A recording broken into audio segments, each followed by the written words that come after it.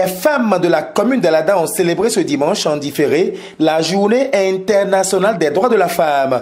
Autour de l'honorable Solange Fiavi Meou, épouse Houedanou, initiatrice de l'événement, des honorables députés à l'Assemblée nationale, maires, des chefs d'arrondissement, des élus locaux et les femmes venues de tous les arrondissements de la commune d'Alada.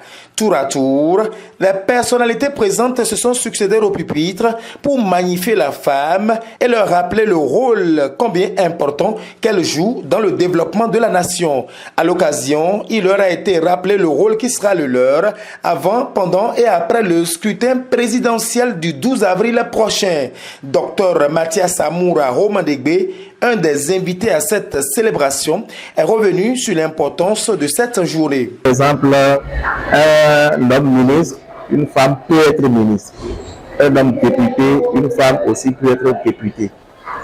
Tout ce qu'on est en train de citer là, c'est les enjeux de la société, c'est les avantages de la société. Nous avons tous le même droit devant ça. Mais cela ne va pas au foyer. Le rôle de la femme, lorsqu'elle entre dans le foyer, devient autre chose.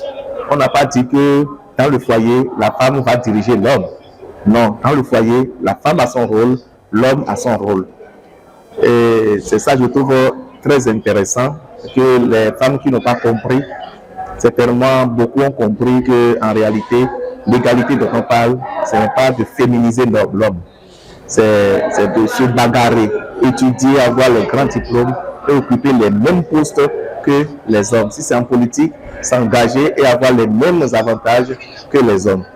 Ceci passe si je pense à l'échéance en cours qui vient le 12 avril prochain. Le message est clair. Il ne s'agit pas de dire le jeu est plié. Nous n'avons que 2 candidats et nous savons celui qui va gagner. Non. Le message a été clair. On leur a demandé de sortir massivement le jour du vote et aller exprimer leur choix. Mais pas sortir pour aller voter bulletin nul, il faut voter utile. Voter pour le candidat du duo présidentiel, Wada Yitalata, et légitimer, accepter le choix.